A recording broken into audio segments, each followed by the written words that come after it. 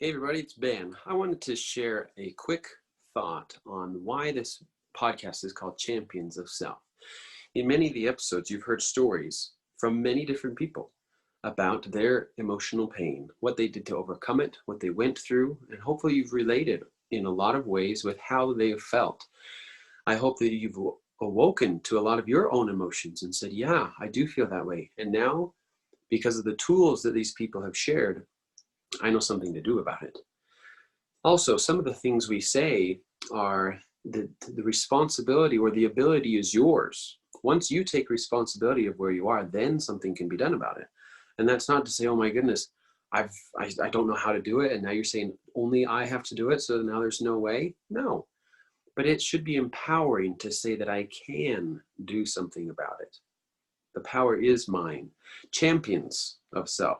Okay. So champions, if you think of any champion, best in their field, somebody who won, okay? What did they have to do as a champion? I talk about this a lot in a certain presentation that I gave, but there's a mindset of a champion. First of all, that person has to believe that they can be a champion. Nobody's going to do it for them. Nobody's going to put in the time to practice. Nobody's going to change their mindset for them. Nobody's going to magically make them win. It's up to that person. And guess what? That ability that they have is also in you. You can become a champion of yourself. You don't have to worry about the circumstances. They exist for everybody. We all have the choice of whether or not we're going to blame our circumstances and say, well, I didn't win that game because so-and-so did that. I didn't win this game because I didn't feel so well. I didn't do this. I didn't do this. I couldn't do that. If we talk that way, then guess what? We're playing the victim and nothing's going to change. When instead, yes, if there are some parts of you, the emotional parts that need to be addressed, then put forth that work and do that.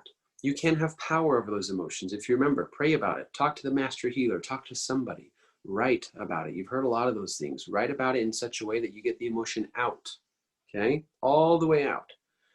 Then you reach out to others. They're here to help, and they will help. As you do those things, you root out whatever it is that's holding you back. And once that happens, then you can say, guess what? I am a champion of myself. I can apply all the positive mindsets that I've been taught. I can apply all the tools that I've been taught and say, what can I do daily? Even if it's just a tiny, tiny change in the morning, at night, in the afternoon, a tiny change in how I think, tiny change in how I react. Maybe now I label my emotions. Maybe I spend time saying, yes, how do I feel? Where do I feel it? What is it doing to my body? And I give it time to be felt, that emotional energy. Give it time to resonate. Listen to what it's trying to tell you, and then let it go.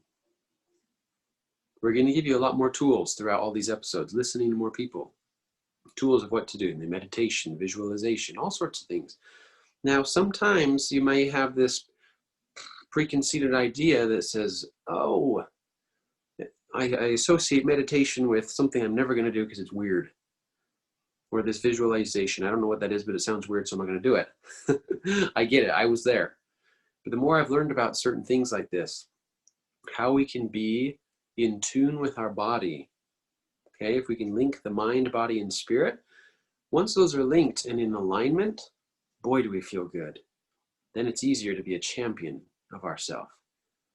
Thanks for joining. Thanks for always listening. And you too can be a champion of self as you apply what you listen to. Talk to you next time.